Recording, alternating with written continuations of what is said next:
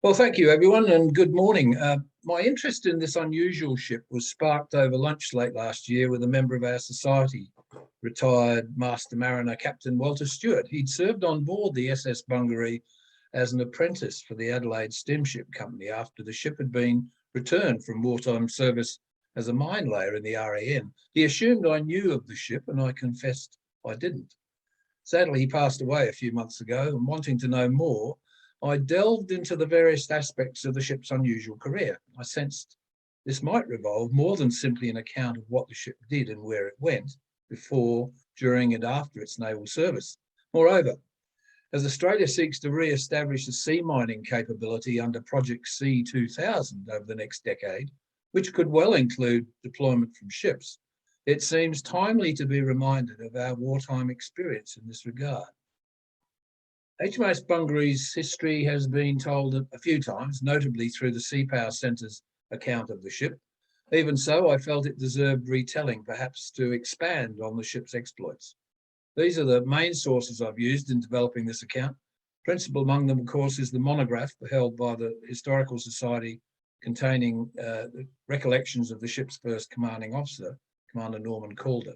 And I'd also like to thank Commodore Heck Donoghue for his advice on aspects of this story. I was curious to understand how this ship's name was derived, which seemed to have some differing explanations. I found at least 4 previous vessels of the same name: a paddle steam tug built in 1863, worked around Newcastle, a schooner built at Jervis Bay, a horse punt in Sydney, and a substantial steamship built in 1889 that plied between England and Australia for many years. The SS Bungaree in this account was not named after the Victorian township of Bungaree. Yes, there is one, though their local historical society suggested this is an Aboriginal word meaning hut, humpy, or a collection of humpies. The Sea Power Centre's account says it was named after the Aboriginal man Bungaree, who travelled with Matthew Flinders around Australia and was famously recognised in the colony with the title King Bungaree. But the Adelaide Steamship Company's history tells that SS Bungaree and her sister ship Beltana were named after well-known pastoral properties in South Australia, held by shareholders in the company. And this accords with Calder's account. The Bungaree station had been first established near Clare in 1843, and the son of Sir Richard Hawker, who was a director in 1949 and chairman in 1952, agreed with this in an email exchange. The property is still home to the Hawker family. So having clarified that, I'll press on with the real purpose of this presentation, and I'll do it in 3 parts. Firstly, the ship's construction and early merchant career before being requisitioned for conversion to become a mine layer, and I'll outline the political military rationale for acquiring this capability. Next, Bungaree's wartime mine laying roles and activities. This includes aspects of mine production and delivery in Australia. And after mine laying ceased in 1943, the ship's later wartime duties before returning to the Adelaide Steamship Company in 1947. Along the way, I hope to include some anecdotes and insights told in official correspondence, notably Bungaree's war diaries and letters of proceedings, the CO's personal recollections, and some crew member accounts. I've also managed to find a selection of photos of the ship, which will help to illuminate the story. So, part 1. The coastal ship SS Bungaree was built by Caledon Shipbuilding and Engineering Company in Dundee in Scotland in 1937. This slide shows the dimensions. She was propelled by a single screw, which was powered by a coal-fired 3-cylinder steam reciprocating engine of 2,500 horsepower. Her top speed was notionally 11 knots, though this depended on its cargo loading and weather conditions, and was usually nearer 10 knots. She had 5 holds and hatches, 3 masts, and 15 derricks. On her delivery voyage to Australia, the Bungaree and her sister ship Beltana brought coke from Gdynia in Poland. She arrived in Sydney in July 1937 and was soon employed on coastal voyages, for instance, carrying iron ore from Whyalla to the New South Wales steelworks. As the rumblings of war drew ever closer, to consider a sea mining capability was steadily heightened. I say reacquiring because at the conclusion of the First World War, the Naval Board not only had to consider the storage of the ammunition outfits of returning ships, but also the manifest unsuitability of Spectacle Island in Sydney for storage of explosives. In addition, in 1920, the Naval Board accepted the offer of 2,000 H2 type mines as a gift from the Admiralty, and these arrived in Australia in August 1920 and were first disembarked at Flinders Naval Depot. The question then arose of providing proper storage. So a former Army fort site on Swan Island in Port Phillip Bay was selected and buildings were erected. And once mines arrived, the RAN mine depot was established. Although a little off track, unlike this ingenious chap, I mention this now because the existence of the mine depot has a direct bearing on the future manufacture and storage of sea mines in Victoria. The Swan Island depot was almost ideal for the purpose, well isolated and capable of expansion. And while initially only providing mine storage, in the mid-1920s, thought was given to its development to include a ready-for-use store and a pier to enable mines to be prepared for embarkation in a mine layer. The Admiralty had suggested the manufacture of mines in Australia from 1923 onwards as a deterrent, but the Australian Naval Board didn't consider this possibility until as late as December 1937. Then in 1938, negotiations began with the Ford Manufacturing Company to produce complete mine units at the company annex in Geelong. Agreement was reached in 1939 to produce 500 Mark 14 mine units, with a further order for 500 in 1940. And in September 1940, the War Cabinet approved a naval mining policy, which would provide for laying of defensive minefields to prepare for the possibility of Japan entering the war. And this policy included the acquisition of a 3,000-ton merchant vessel as a mine layer. And so it was that the coastal cargo ship Bungaree was requisitioned for this task on the 10th of October 1940 and immediately began conversion in Sydney. She was thus what later became known as Stuffed, a ship taken up from trade. She was a relatively new ship and well suited for the task. As Commander Calder highlighted, her key feature was that she was a shelter deck ship. That is, the deck below the upper deck ran more or less continuously from forward to aft and from which the holds were accessed. This was critical to her modification. This painting by the renowned Australian war artist Frank Norton shows the ship still in its merchant livery undergoing conversion at Garden Island Cruiser Wharf in early 1941. Bungaree's conversion to a mine layer was a substantial task. Frank Norton made a sketch of some work in progress, showing the holes now cut in the stern and construction of an after gun platform. Dockyard workers burnt away bulkheads to convert cargo holds into giant mine storage spaces, and obstructions along the shelter deck had to be cleared away to enable 4 sets of rails to be welded to the deck and to allow the mine units, which had to be lifted by derrick from the holds below, to be lowered onto the rails. Winches and wire ropes were needed to haul the mine units from forward to aft along this mining deck. The mining deck was well lit and akin to a miniature railway, with shunting points, signals and control points leading to traps situated inboard of the 2 gaping holes cut in the stern. It was through these that the mines were dropped at controlled intervals to the ocean. They built a mining control office with an intricate communication system to the bridge, the stern and the mining deck in particular. This office had to account for every mine stored and every mine laid. At this point, it's worth mentioning the man who'd been appointed in November 1940 to take command of Bungaree and bring the ship to life as a mine layer. Commander Calder came from Geelong and was a member of the pioneer class of 1913 at the RAN College at Osborne House. He served in Her Majesty's ships Royal Sovereign in Vancouver and then the RAN submarine J7 on its delivery voyage to Sydney in 1919. He later returned to the UK to train as a torpedo specialist, becoming torpedo officer in HMAS Canberra in the late 1920s. When the ship was first requisitioned, Commander Calder was the commanding officer of HMAS Rushcutter, the Naval Reserve Depot in Sydney. While the conversion was underway in Sydney, he busily studied up on mine laying techniques. He maintained a dialogue with Navy officers in Melbourne to determine best methods for deploying moored contact minefields. He sought advice on minefield design from the Royal Navy Mining Manual, which he said offered little help. He even sought Sydney University assistance, which ended up with, quote, a mass of equations and figures too abstruse for a simple sailor. He realised there was little help readily available, so he tackled the task as best he could.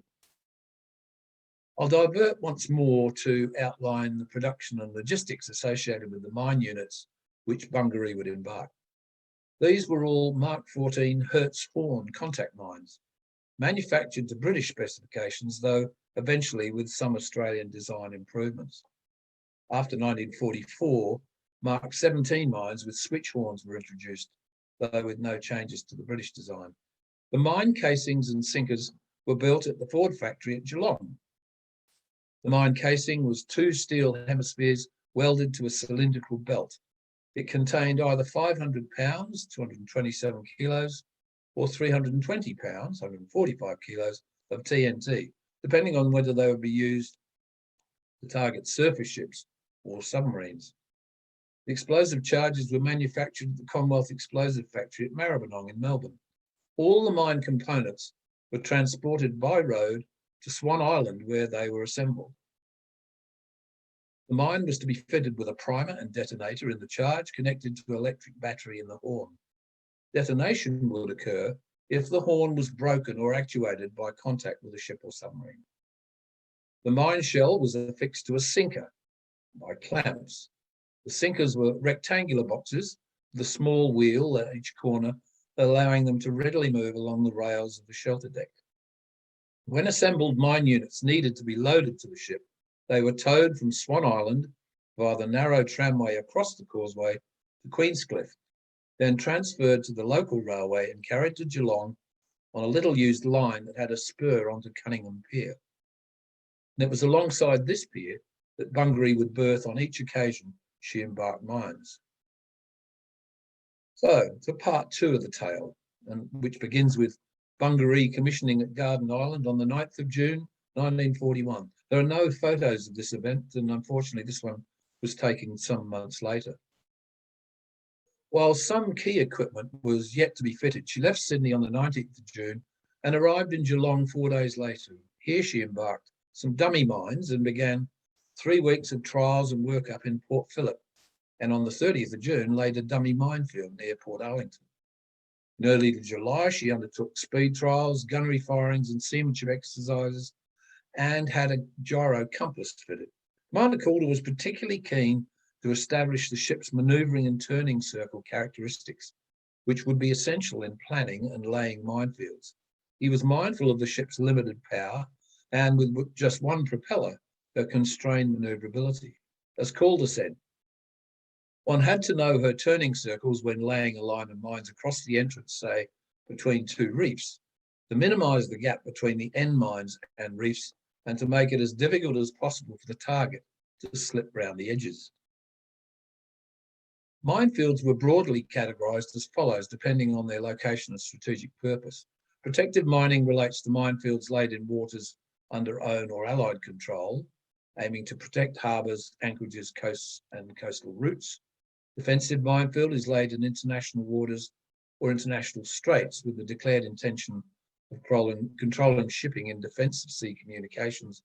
And an offensive minefield is laid in enemy territorial waters or waters under enemy control. While considered as defensive minefields at the time, Heck Donoghue pointed out that Bungaree was actually laying protected minefields.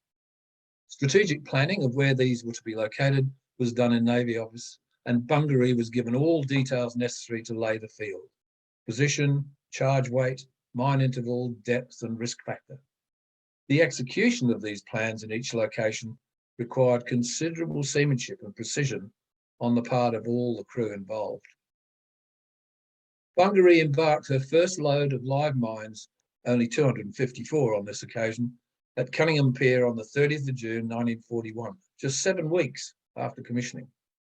The mines at this stage were relatively safe. The primers and detonators were provided separately to the mine layer and fitted inside the mines at the last practicable time before mine laying began. Bungaree departed Geelong on the 31st of July in company with HMAS Sydney and arrived in Sydney on the 3rd of August. Here she was fitted with a 12-pounder high-angle, low-angle gun intended for engaging both aircraft and surface targets on a mounting at the bow. She also had 6 Vickers machine guns. Her after hold had been converted into magazine and storerooms, and the remaining 4 holds were to carry the mines. There were plenty of derricks and steam winches to work all the holds. Her supply of coal was contained in one large upper deck hold. The ship carried plenty of fresh water in double bottoms, and she was also well fitted with boats and Carley floats. While in Sydney, she embarked a 28-foot former survey motorboat fitted with an echo sounder and specialist operations, which proved invaluable later.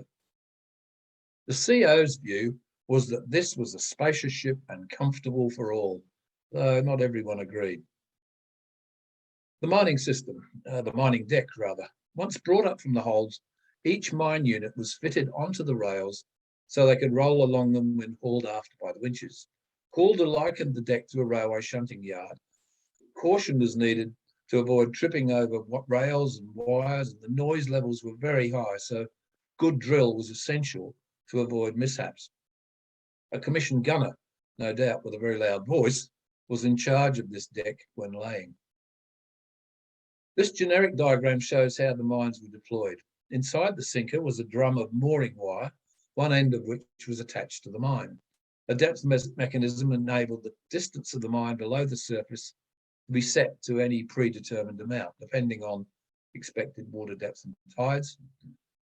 Calder said that at a speed of 10 knots, the average time between mine drops was about 11 seconds. Incidentally, he also recalled that the price of a mine was about £300, or that of a small car.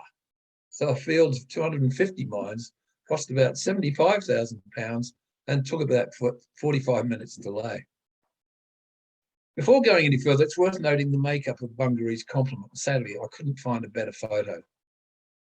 Calder said it comprised around 13 officers and 117 ratings, though this may well have varied later, especially when more guns and equipment were added. Its officers consist of a first lieutenant, navigating officer, a reserve executive officer, 3 reserve lieutenants as watchkeeping officers, the commissioned gunner, a reserve engineer lieutenant commander in charge of the engineering department. It's important, he'd stood by the ship when building and remained when it was requisitioned. 2 reserve engineering officers for watchkeeping duties, a paymaster lieutenant commander, a reserve paymaster sub-lieutenant, and a surgeon lieutenant. The ratings, of course the former term for sailors, but I'll stick with it here, were a mix of active service and reserve personnel. Senior ratings, such as the chief boatswain's mate, the chief stoker, and the specialist torpedo ratings, were active service, while the remainder were predominantly reservists. As a mixed lot, Calder said their reaction to discipline varied greatly. He believed the ship was once referred to as Altmark, the German raider, which had an unenviable reputation as a prison ship for the survivors of British merchant vessels sunk in the oceans of the world. While Calder thought this was not to be taken seriously, a somewhat different view appears in the account by former stoker Robert de Coit, who served nearly 2 years in the ship. The general sense was that a posting to Bungaree was a punishment for those who'd run foul of the law within Navy. Doing chooks was a Navy colloquialism for punishment of misdemeanours, and it seems Bungaree was thus known throughout Navy as the chook ship. While perhaps true in part, this same view was reflected in the memoirs of former able seaman Norman Ronald Stevens, who served on board during the latter stages of the war until decommissioning. De Coit, a stoker, recalled being interviewed on joining by the engineering officer, explained that, quote, the regular stoker crew on the Bungaree were all ex-merchantmen, pretty big solid blokes, in their early 40s, most of them. They'd been with the vessel before it was taken over by the Navy, so were retained as reservists. De Coit said they had a pretty easy life because they were big fellas, but we, younger ones, were working all the time. They were good blokes, but a lot of them had, quote, done time. De Coit asked the engineer why it was Quote, you had to get a reference from your schoolmaster and your immediate boss and a church reference before they would accept you into the Navy. These fellas had done time. How did they get in? The engineer said, when the Navy took us over, they wanted firemen. These fellas were firemen. We didn't care what they'd done. We would have sold ourselves to the devil to get these firemen. You young fellas couldn't fire the boiler, he said. They're good men. They don't give any trouble at sea. They do their job, and if they've been in a bit of strife, it's not my problem. According to Decoit's account, many had convictions for assault and battery and probably a bit of thieving off the wharves. One bloke had a .38 revolver in his locker. Another was on intimate terms with Tilly Devine, the notorious Madam in King's Cross. Someone else knew Donald the Duck, the notorious murderer and standover merchant. Nonetheless, the engineer said, at sea, they're good men. They do their job. I don't care what they do when they get ashore. If nothing else, this does point to the fact that the stokers on board a coal-fired ship needed to be fit and strong. Bungaree had what it needed there, but it sounds as though they were a rough lot. As mentioned, Calder considered Bungaree was a spacious ship. Certainly the officers and senior sailor spaces seemed comfortable. For the junior sailors, the late Stan Green, a cook in Bungaree, described conditions as anything but comfortable. His account, Decoit's account, also differs. He said the mess deck was pretty congested and air conditioning was something we never heard of. They did have air flooding in, but that didn't work all the time. Poor ventilation was made worse by occupants smoking in the mess. Some, therefore, would go down to the mining deck, which was relatively spacious and where they could get good sleep and breathe fresh air. He reckoned that a few hooked up their hammocks from the horn of one mine to another, obviously when not primed. Commander Calder's monograph provides considerable detail on how the mines worked and how he implemented the minefield laying. And this account is too brief to describe the time, location, and nature of each of the many minefields laid by Bungaree. That perhaps it's worth dwelling on the first one laid near Port Moresby. Late on the 3rd of August 1941, Bungaree departed Sydney, escorted by HMAS Adelaide and later Manoora, and anchored off Port Moresby on the 13th of August. The next morning, Calder and his navigator arranged a flight in a Qantas flying boat attached to the rush station to fly over the area to be mined and to observe where the buoys marking the limits of the reefs had been previously laid by Noik Port Moresby, and to confirm they were still in place. On their return, and with a strong northeast trade winds blowing, the ship shifted anchorage to a spot where Calder anticipated an early morning calm and to be ready to carry out the first lay of 48 mines. The entire outfit of mines was tested, primed, and fitted that evening. At dawn on the 15th, the weather was assessed as suitable and Bungaree proceeded to lay the minefield south of Lollarua Island, the western one there, as planned. She anchored on completion to the west of Manabada Island, one to the east, where the remaining 206 mines on board were prepared. Early next day, weighed and proceeded east to check on the next minefield buoys and conduct a dummy run. And the remaining 206 mines were laid without incident. On the 17th, the CEO and 3 of his officers flew in a Qantas flying boat at 500 feet over the minefields. And while the sea was choppy, they confirmed the minefields could not be observed and there were none on the surface. So on the 18th of August, Bungaree left Port Moresby with the ship's company initially at defence stations and 2 watches. She proceeded unescorted via Cook's Passage to Sydney, where she arrived a week later. During this time, Calder observed that adverse wind and seas caused a reduction in shaft revolutions and hence speed. He thus argued that Bungaree's ETA for anything but short passages could only ever be approximate, and the ship should always proceed at best speed to cater for adverse weather. The ship spent a month in Sydney with modifications made to the minelayer equipment and more rails put in the holes for extra storage. She sailed on the 29th of September for Jervis Bay, where she laid 60 sandfield mines in Montague Roads for subsequent sweeping and recovery by the auxiliary minesweeper HMAS Bungaree. She then headed to Port Melbourne, arriving the 7th of October. After 2 days alongside, she put to sea in Port Phillip, conducting day and night gunnery firings before berthing at Geelong. Here, she embarked mine units over 2 days, the capacity now being 423 mines. The increase of 160 mines resulted from extra stowage in numbers 1, 2, and 3 holds.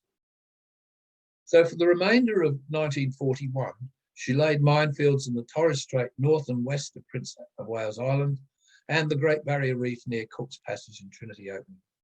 The routine of transferring mine units from holds to the mine rails became well established, and this process required the ship to be in calm water, ideally at anchor, close to the next day's operation, or alternatively, alongside a wharf, and after each operation, she returned to Geelong to reload with mines. From mid-December to late January 42, she remained in Sydney, and that included a docking to fit the new Type 128B ASDIC, an anti-submarine detection unit, which was finally completed in early February after she returned to Port Phillip. And on that visit, she embarked 420 mines. She laid minefields in New Caledonian waters in February 42 and sailed south on the 20th. Just 4 days later, Bungaree achieved an early success, with the unfortunate sinking of the US ship MV Snark near Amadei Lighthouse. The ship had departed Sydney from Noumea with a cargo of wood and passed straight through the Bungaree Passage before hitting a mine and grounding on what is now Snark Reef, where she broke in two. All the crew were rescued. Despite warnings supposedly issued in Australia, the ship claimed it was unaware of the new minefield. Corder only learned of this when Bungaree returned to Geelong in early March after a stopover in Sydney. The Navy office view seemed essentially to be, well, it proved they work.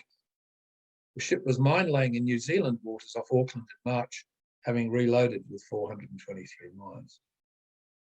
Passing through Sydney later in March, the dockyard fitted two 40mm Bofors Mark II-C guns, and ship staff installed two 20mm Oerlikons. The two 4-inch guns down aft were initially installed at the same level as shown here. This was later changed. It may have been the time she was also configured to carry 12 Mark VII depth charges in 6 double chutes. Mine-laying operations continued in Palm Passage, Queensland in April, and back in New Caledonian waters in May. It was in Sydney at the end of May when 3 Japanese midget submarines launched the attack on Sydney Harbour. One torpedo sank the accommodation vessel Cuttable in the early hours of the 1st of June. Bungaree's crews went to action stations on the first alarm at 22:30 on the 31st, but saw no sign of the enemy, and the ship survived the night unscathed. Importantly, she had no mines on board at the time. While most of her passages to and from her area of operation had been largely unescorted, things then changed, with heightened concern about the presence of enemy forces off the coast. And thereafter, she mostly travelled within a convoy or with an escort. She departed Sydney on the 9th of June and rendezvoused with convoy CO1 from Newcastle to act as an additional anti-submarine escort for the voyage to Port Phillip. She launched an attack on a possible submarine contact on the 11th of June and dropped 4 depth charges without result. After the Japanese submarine raid in Sydney, controlled minefields were laid at ports along Australia's east coast in 1942 as part of Australia's defence against Japanese invasion. The primary role for controlled minefields became defence against midget submarines. HMAS Atreus at Brisbane was used as a mine layer, and the laying of controlled mines was supported by ad hoc harbour and requisitioned vessels, details of which are contained in the 2018 NHSA article by Heck Donoghue and Mike Turner. Even so, Bungaree was the RAN's only designated mine layer and was preeminent in the role. Mine production at Geelong continued apace to ensure resupply was always available for Bungaree when needed. Mines were produced for both the RAN and the RN, and by 1942, the industry had achieved an output of 5,000 mines a year. Mines were constructed precisely to Admiralty drawings and specifications and subject to strict naval inspections.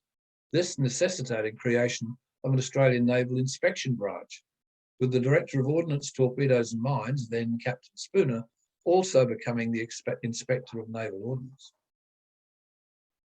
Bungaree was back in New Guinea in July 1942. On completion of mine-laying operations there, she returned to Australian waters and launched another attack on a suspected submarine contact off the Queensland coast north of Brisbane, later classified as a non-sub. Bungaree claimed another victim on the 5th of August, the Australian Fleet Auxiliary Bishopdale, en route from Noumea to Brisbane, strayed off course and struck a mine laid by Bungaree in a defensive minefield protecting the Havana-Bulari Passage. There was no fire or casualties, and after repairs at Noumea, the ship returned to service.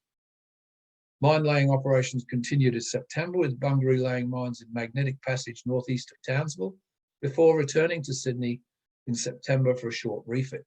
And this included fitting of radio direction finding equipment. She was back at sea in October, and after embarking 465 mines in Geelong, another increased capacity due to the fourth hold, she sailed for New Zealand on the 10th of October for mine laying operations around the Bay of Islands. She laid only 258 mines. The next phase of the operation was cancelled and remaining mines were offloaded in Auckland. She was back in Queensland waters near Cairns in November, and after loading 467 mines, which became her final capacity, she was mining near Mackay in December and Townsville in January 43. She arrived back in Sydney in February 43 and commenced a month-long refit. During this time, 4 additional oerlikons were fitted on the bridge structure and extra mess deck accommodation was provided. She returned to sea in early March, and while in Port Phillip, conducted a full calibre 4-inch and 12-pounder gunnery firings at targets. And she recommenced mining operations off the Queensland coast at the end of the month, and again in April and June. Early July found Bungaree in dock at Cockatoo Island. Here she was fitted with the relatively new surface search radar Type 271, which was the first microwave frequency system used widely in the Royal Navy. Its small antenna allowed mounting on smaller ships like the Bathurst-class corvettes. Its improved resolution allowed it to pick up a surfaced U-boat at around 3 miles and its periscope at 900 yards. It used this sort of double cheese antenna enclosed in a perspex lantern or radome. One antenna was to receive and the other for transmit. The antennas were steered from an operator's station directly below the lantern. This photo shows Bungaree with her new radar. At this stage, she has a 12-pounder AA gun mounted forward and the 2 4-inch guns mounted aft, one super firing over the other. Single 20mm guns are fitted near the foremast and in the waist, and 2 40mm Bofors guns in single mountings are mounted just forward of the second 4-inch gun. She visited New Caledonia twice in July and August to conduct mining operations, and on both occasions, she embarked her mines at Auckland rather than at Geelong. On the 2nd of September 1943, Commander R.B.A. Hunt, OBE, assumed command of the ship while in Sydney. As a specialist hydrographer who previously completed a hydrographic survey of the northern approaches to Australia and Port Moresby, Hunt had a sound knowledge of the area. He'd come from being the first CEO of the RAN's wartime base in Port Moresby, HMAS Basilisk, and had supported Bungaree's first mine-laying operation.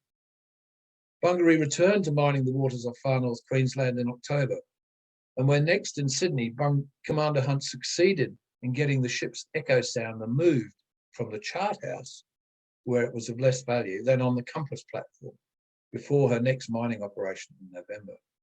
Sadly, on this occasion, the ship touched an uncharted coral outcrop on the northern extremities of Caledon Reef. Although manoeuvring at dead slow speed, this put a scrape in the hull and knocked the bottom off the Asdic dome, rendering it unserviceable. Returning to Melbourne in early December, she berthed at the Duke and Oars dock, now home to the Polly Woodside, and her Asdic dome was replaced and her hull painted. Following this, she topped up with mines, then headed north in mid-December 1943 to Townsville via Sydney. The ship was at sea on Christmas Day 1943 in company with HMAS Lithgow, headed for Port Moresby. It seems there was time enough for some frivolity en route. This photo apparently shows Chief Cook Thirlwell charged with receiving Christmas dinner. The menu certainly suggests they ate well. In this photo, I understand the device draped over her bow was used in the streaming of paravanes, but I confess I don't know quite how it worked. She laid further minefields near Port Moresby in late December 1943. These would be her last. While there, she met up with HMAS Katoomba, which ironically had been tasked with sweeping the first minefields that Bungaree had laid in August 1941. Throughout her period as a mine layer, Bungaree had laid 9,289 defensive mines on 22 separate voyages. This slide outlines where and what type were laid. A detailed report was forwarded by Bungaree after each operation, and consequently, comprehensive records are now held on every minefield laid. And so I come to part 3 of this account, which, with the tide of the Pacific War turning in the Allies' favour, the need for defensive minefields diminished. While in Sydney on the 18th of February 1944, Bungaree officially came under the operational control of the OIC Hydrographic Branch and was retasked to surveying operations. 4 officers posted out, including the navigator, Lieutenant J.M. Ramsey, later Governor of Queensland, and 3 new Class 4 hydrographers were embarked. She was given a new 34-foot surveying motorboat, apparently built at Garden Island. This photo of her anchored at Neutral Bay is interesting in that Commander Calder had always been keen to procure Newcastle coal if possible, because it produced less smoke. Not sure whether that was with Newcastle coal or not. This fine drawing by John Henshaw shows the ship's final armament configuration. She still has the 12-pounder gun forward and 2 new 5-inch Mark V 4-inch guns aft, with half shields originally mounted on them now removed. Single 20mm Oerlikon AA guns are mounted port and starboard near the foremast, in the bridge wings and in the waist, plus single 40mm Beaufort guns mounted on either side of the 3rd mast. The Type 271 radar is prominent back of the bridge, and depth charges are fitted either side of the 2 mine doors in the stern. She was back at sea on the 21st of February to trial her new guns, and then proceeded to Brisbane to embark surveying equipment. She continued northward and commenced hydrographic surveys in the Torres Strait from March through to July 1944. After just 11 months as CO, Commander Hunt handed over to Acting Commander Cant in August 1944 as survey operations continued. Using Bowen and Townsville as basis for coaling the stores, their task was now to resurvey the Torres Strait passages in readiness for the arrival of the British Pacific Fleet. Later that year, Bungaree began transporting personnel and cargo to and from New Guinea, and in October she arrived in Sydney and was fitted with 2 Mark 8 Bofors guns in lieu of the Mark II variants she had earlier. Mine production at Geelong ceased in late 1944. By this time, they had produced 12,987 mines, as shown here. At the end of October 1945, Bungaree was at Milne Bay. She departed on the 1st of November with around 120 Army, Navy and RAF personnel to repatriate to Cairns. 2 days later, she responded to a distress call from the Royal Navy collier Atlas, which was aground on Bougainville Reef at Hold. Bungaree was unable to get a tow across, so she moved to the lee side of the reef and sent her whaler, under Lieutenant Commander J.S. McBride, across the shallow reef, at times being physically hauled across the coral. He boarded the ship and interviewed the master, who was, quote, drunk and quite incapable. It was decided to evacuate most of the crew, and when the tide rose, they lowered a lifeboat, and with 30 personnel on board, were led by Bungaree's whaler across the reef to safety on board Bungaree. HMAS Rockhampton stood by the wreck the next day as Bungaree headed for Cairns. And it was here that the same Lieutenant Commander J.S. McBride, RNR, assumed command on the 5th of November. This was his 3rd command. He'd commissioned HMAS Ipswich, which fought valiantly in the Mediterranean in 1942, and by July 1945 was in command of HMAS Kalgoorlie, but was briefly sent to hospital in August with measles. Bungaree resumed her transport role, and over the next few months was in and out of various ports, including Milne Bay, Madang, Lae and Manus Island. She spent most of June 1945 in Sydney, undergoing boiler cleaning and engine repairs. A lack of dockyard staff meant this was done by ship staff and some from Penguin, plus fitters from the Adelaide Steamship Company. The ship periodically suffered loading delays in Sydney due to wharfie strikes. Voyages northward continued in July and August, loading stores, equipment and personnel to return to Australia. Able Seaman Stevens recounted that, quote, one of the things they used to do was take whiskey up to the Yanks in the islands and trade it for a case of American cigarettes, which were in short supply in Sydney, and bring them back and sell them off and make a tidy profit. The order to cease hostilities was received on the 15th of August, while Bungaree was en route to Milne Bay. On arrival, piped down and spliced the main brace was ordered. She then sailed for Sydney, where she entered the Sutherland dock at Cockatoo Island. Here she had the Asdic dome removed and the aperture sealed, and before heading north on another voyage to New Guinea in September, the two 4-inch guns down aft and their mountings and the 6 Oerlikons were also removed. Work around various northern ports in October and November entailed loading of stores for return to Australia. While in Sydney on the 8th and 9th of December, the ship was fumigated and all personnel lived ashore during this time. She then loaded stores for delivery to Lord Howe Island, Norfolk Island and Port Vila under the supervision of Burns Philp staff. After various repairs, she put to sea on the 24th of December, was troubled by a succession of engine failures. The ship was taken in tow on Christmas Day by HMAS Gladstone while repairs were attempted, and eventually she proceeded under her own steam back to Sydney for alongside repairs. Finally got away on 29th of December. The new CO was of the view that owing to power and light restrictions and the scarcity of skilled labour during the strike, great difficulty was had in carrying out a successful boiler clean and vital repairs had been hampered. He blamed Bungaree's engine problems on, quote, the unfortunate industrial crisis and to accumulated defects which had been passed over during a prolonged period. Nonetheless, mechanical condition was good at the end of this voyage and ship staff had resolved various. Back in Sydney in late January 1946, Bungaree began loading a most unusual cargo. Netherlands East Indies currency for delivery to Batavia, now Jakarta. Assisted by sailors from Penguin, loading continued until the 30th of February, by which time she'd loaded 31,879 cases of currency. This process had been closely supervised and double-checked, with sentries posted on the wharf, the mining deck, and in the holds. Able Seaman Stevens recalled this in some detail. We loaded them under armed guard in Sydney, and then the hatches were sealed down with oxy torches, and then short strops with big, heavy brass padlocks to make sure no one could get into the hold, which was checked every watch, every 4 hours, right through 24 hours a day by the officer of the watch. While in Sydney, her complement of stokers had been almost entirely replaced by young, inexperienced ratings, most of whom had not been to sea before. The CO remarked that, quote, these men were immature and underweight, many of them being only 18 years of age, unused to hard work entailed in a coal-burning ship. Consequently, they couldn't steam the ship at necessary standards to maintain the engine revolutions required. Nonetheless, Bungaree safely arrived in Brisbane, where she loaded a further 2,832 cases of currency before continuing her voyage north. Alerted to reports of mines in the Barrier Reef area, Bungaree spotted 6 encrusted mines on the surface and disposed of all but one with gunfire. While not stated, it's quite possible these have been laid by the ship in previous years.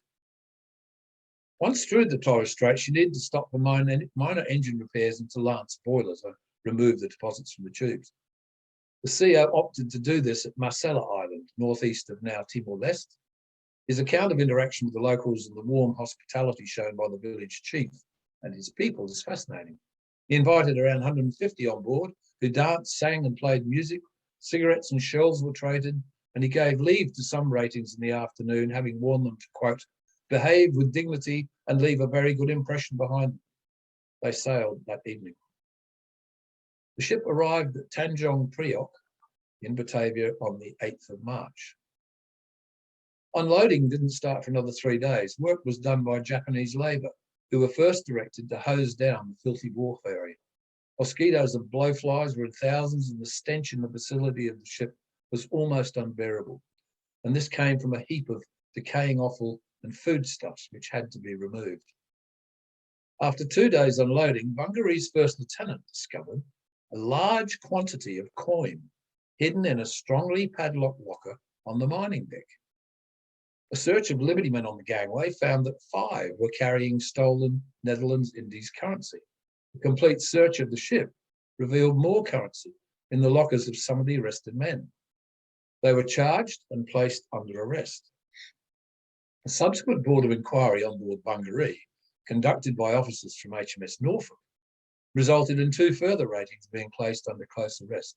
Defenders were held in the Royal Navy Picket House in Batavia under naval guard. All were returned to the ship on sailing, but remained in a special cell constructed on the mining deck to be brought to Sydney and court-martialed.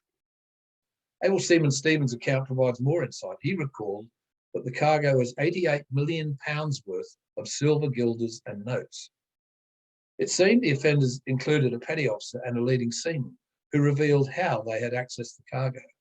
He said they tapped the 2 pins out of the hinge of the small man hatch, then just lifted up the back, never interfered with the lock mechanism or the strops, went down and got the money out during the middle watch in between the watches being checked, and then tapped the 2 pins back with a marlin spike so it looked as if it hadn't been touched. He said they received 90 days in cells and lost their ranks and privileges. Whether or not it's true, he felt that after the war, they went back and got the money they'd cachet ashore out of the £88 million worth that should have gone to the bank. That doesn't quite tally with the CO's report that officers of the Netherlands Indies Department of Finance expressed extreme satisfaction with the condition of the cargo once unloaded with only minor breakages. Bungaree's visit was a little over 6 months after Indonesia proclaimed its independence from Dutch colonial rule on the 17th of August 1945, which itself happened just 2 days after Japan would admit to defeat in World War II. The man doing the proclaiming was the new nation's first leader, President Sukarno. The declaration marked the start of the diplomatic and armed resistance by the Indonesian National Revolution, fighting against the forces of the Netherlands and pro-Dutch civilians. 4 more years of waging war and negotiating with the Dutch followed until the UN officially recognised Indonesia's sovereignty in late 1949. So it's not surprising that Bungaree's CO reported that the district was in an unsettled state. He said that after curfew, attacks and murders were rife. There were hideouts of terrorists and extremists within 5 miles of the port, and hardly a night passed without a looting raid on military stores or the Royal Navy barracks in the dockyard. On one occasion, shots were fired at the ship. Despite all this, it seems the ship enjoyed a very sociable stay with plenty of sport and theatre performances, thanks to the Royal Navy.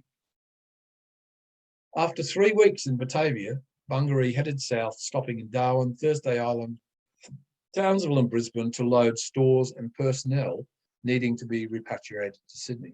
She dumped 100 tonnes of ammunition outside the 100-fathom line before arriving in Sydney on the 30th of April. The CO's letter of proceedings for the month reported the state of the ship as exceptionally good. Quote, iron decks have been sealed and paint has been removed from wooden decks. Funnels and upper structures have been painted a light grey and the hull is a darker tone of the same colour. In consequence, the ship can take her place with pride amongst all the others.